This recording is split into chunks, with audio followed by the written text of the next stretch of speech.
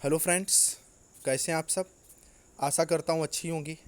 आज हम लोग बहुत इम्पॉर्टेंट टॉपिक पर बात करने वाले हैं।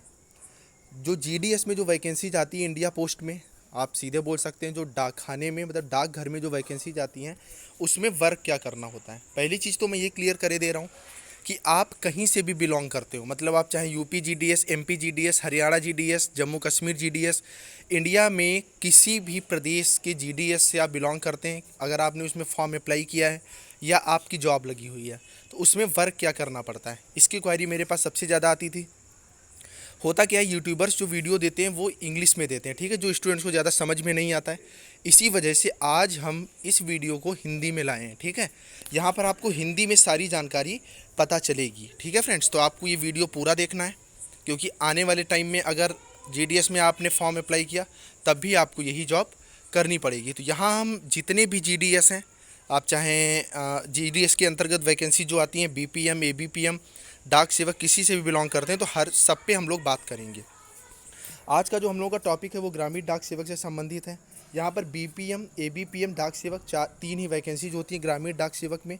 उसमें हम आपको बताएंगे कि क्या काम करना पड़ता है, मतलब जॉब प्रोफाइल के बारे में हम आपको सही से जानकारी देंगे, ठीक है। आप चाहे यूपी, एमपी, यूके, हरियाणा कहीं से भी बिलोंग करते हैं। इसके अलावा हम प्रमोशन के बारे में भी बात करेंगे, और ये जो जितनी भी बात होगी ये सारी बात आपकी हिंदी में होगी, ठीक है फ्रेंड।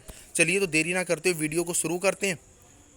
वीडियो शुरू करने से पहले अगर आपको इसकी पीडीएफ चाहिए या जीडीएस से रिलेटेड अन्य सारी अपडेट्स या इंडिया लेवल पे जितनी भी पोस्ट आती हैं उनकी आपको अपडेट चाहिए तो नीचे डिस्क्रिप्शन में टेलीग्राम ग्रुप का लिंक दिया हुआ है, आप टेलीग्राम ग्रुप जरूर ज्वाइन कर लें और चैनल को ज़रूर सब्सक्राइब कर लें, क्योंकि यहाँ पर इस तरह की वीडियो आपको मिलती रहती हैं। और वीडियो देखने से पहले ही आप वीडियो को लाइक कर दें, क्योंकि वीडियो आपको श्योर अच्छी लगेगी, ठीक है फ्रेंड्स, क्योंकि मैंने काफ़ी वर्क करके इसको बनाया है। चलिए तो देखते हैं। जैसा कि आप देख रहे हैं, ग्रामीण डाक सेवक जॉब प्रोफाइल, नौकरी का विवरण, ठीक है। यहाँ पर बीपीएम शाखा पोस्ट मास्टर, एबीपीएम सहायक शाखा पोस्ट मास्टर और डाक सेवक, हम तीन पे बात करेंगे, क्योंकि ग्रामीण डाक सेवक में तीन तरह की ही वैकेंसीज होती हैं। तो सबसे पहले हम लोग बीपीएम मतलब ब्रांच पोस्ट मास्टर की बात करेंगे। बीपीएम जो होता है ये शाखा पोस्ट मास्टर होता है, ठीक है। जहाँ पे डाकघर है प्रमुख, किसी गांव में हो या किसी मोहल्ले में हो, तो वहाँ का जो प्रमुख होता है वो बीपीएम होता है। बीपीएम ग्रामीण डाक सेवा के प्रमुख हैं। वे टीम के लीडर के रूप में जीडीएस पोस्ट ऑफिस बीपीएम में सभी सेवाओं और कार्य की जिम्मेदारी लेता है, ठीक है। जैसे स्कूल में प्रिंसिपल होता है, ऐसे ही डाकघर में कौन होता है, बीपीएम होता है, जिसके पास सारी जिम्मेदारी होती है। बीपीएम या ब्रांच पोस्ट मास्टर की नौकरी के लिए GDS branch post office IPPB और निर्बाध रूप से संचालन सुनिश्चित करना होता है, ठीक है। जीडीएस को जो जीडीएस में जो बीपीएम होता है ब्रांच पोस्ट मास्टर, उसे अपने पोस्ट ऑफिस को भी संभालना होता है। इसके अलावा आईपीपीबी जो कि इनका ऑनलाइन प्लेटफॉर्म है डाक सेवकों का, या आप बोल सकते हैं पोस्ट ऑफिस में, उसकी भी जो सारी जिम्मेदारी होती है, मतलब उसकी जो मेन जो मशीन होती है, ठीक है, वो किसके पास रहती है, वो जो आपका बीपीएम है उसके पास ही रहती है, क्योंकि उसी से आपकी जमा निकासी होती है। ब्रांच पोस्ट मास्टर को बीपीएम एबीपीएम का सारा कार्य करना होता है, ठीक है। अगर एबीपीएम या एबीपीएम क्या होता है, अगर अनुपस्थित होता है, ठीक है, तो वो बीपीएम को ही कार्य संभालना होता है। बीपीएम का तो वो कार्य करेगा ही। बीपीएम डाक सुविधा अभिलेखों का रख रखाव, ऑनलाइन लेन देन सुनिश्चित करना, डाक का विपणन, आईपीपीबी सेवाएं भी प्रदान करेगा। मतलब बीपीएम डाक की सुविधा के लिए जितने भी इसमें प्रपत्र होते हैं, जितने भी डॉक्यूमेंट्स होते हैं उनको सुनिश्चित रखता है। ऑनलाइन जितना भी लेन देन होगा, जो मैंने भी आपको बताया, जो इलेक्ट्रॉनिक मशीन होती है वो भी उसी को रखना होता है। इसके अलावा डाक लाना ले जाना, ये सारा काम बीपीएम को ही देखना होता है। मतलब जितने भी कार्य हैं वो सारे बीपीएम को ही संभालने होते हैं, ठीक है फ्रेंड्स। चलिए तो आगे देखते हैं। अब हम लोग बात करेंगे एबीपीएम की, ठीक है, जिसको हम असिस्टेंट ब्रांच पोस्ट मास्टर कहते हैं। Assistant branch post master ABPM job profile में स्टाम्प या स्टेशनरी की बिक्री के सभी कार्य शामिल हैं। डुप्लीकेट डिपॉजिट पर मेल की डिलीवरी और वितरण या IPPB assistant branch post master के तहत। मतलब इसकी जो जॉब है, आप लोग जानते हैं कि इसमें डाक टिकट या स्टेशनरी जो होती है इसकी, उनकी सबकी बिक्री करनी होती है, वो करता है। उसके अलावा डुप्लीकेट जो डिपॉजिट होता है, मतलब अगर बीपीएम नहीं है, कोई डिपॉजिट करने आया है तो वो जमा कर लेगा उसको, मतलब किसी कागज़ पर लिख लेगा, बाद में जो बीपीएम होगा वो उसे वहाँ पर सबमिट कर देगा। और जो मेल आते हैं उनकी डिलीवरी भी एबीपीएम के अंतर्गत आती है। भुगतान या अन्य लेन देन बीपीएम की संयुक्त ड्यूटी तब ही करनी चाहिए जब वह आर्डर दे, ठीक है। मतलब भुगतान वगैरह है, अगर बीपीएम को आप पे भरोसा है, आप एबीपीएम की जॉब करते हैं, अगर वो सारी जिम्मेदारी आपको दे देता है तो आप उसको निभा सकते हैं। एबीपीएम पोस्ट को BPM, IPO, SPO, SPO, SSPO, SRM, SRAM द्वारा सौंपे गए मेलों, विपणन, व्यवसायिक खरीद और अन्य कार्यों का आयोजन करना होता है। मतलब सीधे लैंग्वेज में आप समझिए, बीपीएम से जो ऊपर की पोस्ट होती है, क्योंकि आप किसी ग्रामीण क्षेत्र में, किसी गांव के या किसी मोहल्ले में हेड बना करके भेजे जाते, ठीक है फ्रेंड्स।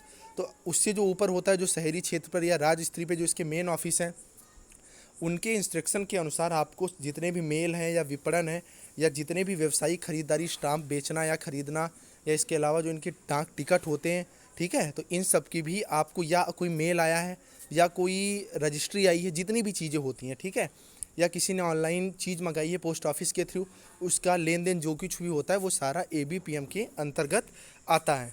आगे हम लोग बात करेंगे अब डाक सेवक की। ग्रामीण डाक सेवक जॉब, डाक सेवक पद। डाक सेवकों के जॉब प्रोफाइल में डाक टिकट, डाक पत्थर, डाक विभाग द्वारा उप डाकपाल, आरएमएस सहित डाकपाल, उप डाकपाल द्वारा सौंपे गए डाक टिकट और डाक वितरण तथा अन्य सभी भी कर्तव्य के बीच बिक्री के सभी कार्य शामिल होंगे। मतलब जो डाक सेवक है उसे जो जितना भी कार्य आता है, जितने भी मेल आते हैं या रजिस्ट्री आती हैं या जितने भी डाक के थ्रू चीज़ें आती हैं, उनको घर घर पहुंचाना है, मतलब उनकी डिलीवरी देनी है। और आवश्यकता के पड़ने पर बीपीएम के कहने पर जो खरीद और बिक्री होती है डाक टिकट वगैरह की, वो भी उसे करनी होती है। हालांकि आईपीपीबी के लिए किया गया कार्य टीआरसी की गणना में शामिल नहीं किया जाएगा, क्योंकि एक ही प्रोत्साहन के आधार पर किया जा रहा है। मतलब अगर आप एक्स्ट्रा वर्क करते हैं, ठीक है, एबीपीएम का, तो उसके लिए आपको कोई लेन देन नहीं होगा, क्योंकि आप जानते हैं कि डाक सेवकों या डाक विभाग में जो सैलरी होती है वो आर के हिसाब टीआरसी में दी जाती है, ठीक है फ्रेंड्स। चलिए आगे बढ़ते हैं। उसे पोस्ट मास्टर या आईपीओ, एसएसपीओ, एसपीओ, एसएसपीओ, एसआरएम, एसएसआरएम द्वारा सौंपे गए विपणन, व्यवसाय खरीद या किसी अन्य कार्य को भी करना पड़ सकता है। मतलब उसे एबीपीएम की जिम्मेदारी भी निभानी पड़ सकती है आवश्यकता पड़ने पर। उस स्थिति में वो एबीपीएम की भी जिम्मेदारी निभाएगा और डाक सेवक की जिम्मेदारी भी निभाएगा। अब चलिए एक देखिए हम लोग रेशियो बनाते हैं। देखिए सबसे पहले बीपीएम, उसके बाद एबीपीएम, उसके बाद डाक सेवक, ठीक है। अब क्या है आप सही से समझिए, हेड कौन हुआ, बीपीएम हुआ, उससे नीचे कौन हुआ, एबीपीएम हुआ, उससे नीचे कौन हुआ, डाक सेवक हुआ। अब हुआ क्या, मान लो एबीपीएम अनुपस्थित है तो उसकी जिम्मेदारी कौन निभाएगा, डाक सेवक निभाएगा। अगर बीपीएम अनुपस्थित है तो कौन निभाएगा, एबीपीएम निभाएगा। अगर एबीपीएम और असिस्टेंट ब्रांच पोस्ट मास्टर, मतलब एबीपीएम और बीपीएम दोनों अनुपस्थित हैं तो इन दोनों की जिम्मेदारी डाक सेवक निभाएगा। इसी तरह मान लो ब्रांच पोस्ट मास्टर और डाक सेवक अनुपस्थित है तो उनकी जिम्मेदारी एबीपीएम निभाएगा। मतलब जो अपर पोस्ट है उससे नीचे वाला ये जिम्मेदारी क्या करेगा, निभाएगा। डाक सेवक के बारे में कुछ और मैंने जानकारी आपके लिए एकत्रित करी थी, उसको भी देख लीजिए। डाक सेवकों की जॉब प्रोफाइल में विभागीय डाकघरों, आरएसएस में डाकपाल, ठीक है, आरएमएस में डाकपाल, उप डाकपाल सहित डाकपाल, उप डाकपाल द्वारा सौंपे गए डाक टिकटों की स्टेशनरी और स्टेशनरी कन्वेंस और डिलीवरी के सभी कार्य शामिल होंगे। जो उप डाकपाल है वो एबीपीएम को बोलते हैं और डाकपाल जो होता है वो बीपीएम को बोलते हैं, ठीक है। तो जो मैंने ऊपर बताया वही है। हालांकि आईपीपीबी के लिए किया गया कार्य टीआरसी की गणना में शामिल नहीं किया जाएगा। वही चीज़ यहाँ पर भी आपसे कही जा रही जो मैंने ऊपर बताया, और आगे भी कहा गया है जो मैंने अभी बताया, वही चीज़ यहाँ पे देखिए क्लियरिफाई हो रही है। उन्हें विभागीय डाकघरों के सुचारू रूप से संचालन के लिए पोस्ट मास्टर और सब पोस्ट मास्टर की सहायता भी करनी पड़ सकती है, ठीक है फ्रेंड्स, जैसा कि मैं आपको बता चुका। अब बात आती है प्रमोशन की, ठीक है। चलिए तो प्रमोशन के बारे में भी बात कर लेते हैं। तो प्रमोशन किस तरह से होता है वो मैं बताता हूँ। प्रमोशन के लिए जैसे आप डाक सेवक हैं, ठीक है, अगर एबीपीएम या बीपीएम रिटायर होता है तो जितने समय के लिए रिटायर होगा उतने समय के लिए आपको बीपीएम बना दिया जाएगा। लेकिन जो आपका टीआरसी होगा, मतलब जो सैलरी होगी वो केवल डाक सेवक की ही मिलेगी, ठीक है फ्रेंड्स। जैसे आप एबीपीएम है, आप बीपीएम बनाएंगे तो आपको सैलरी एबीपीएम की ही मिलेगी, लेकिन आपको जिम्मेदारी बीपीएम की तरह ही निभानी पड़ेगी। इसके अलावा अगर आप बीपीएम है, आपको प्रमोशन पाना है तो उसके लिए इसमें जो आपका विभाग है, विभाग स्तरीय परीक्षाएं होती हैं, आपको होगा कि ग्रामीण से शहरी क्षेत्र में कर दिया जाएगा। तो जैसे यहाँ अगर आपकी सैलरी 10,000 तो वहाँ पर ये सैलरी आपकी 30,000 प्लस पहुँच जाती है, लेकिन उसके लिए आपको विभागीय परीक्षा पास करना आवश्यक हो जाता है। ठीक है फ्रेंड्स, आई थिंक आपको चीज़ें समझ में आई होंगी।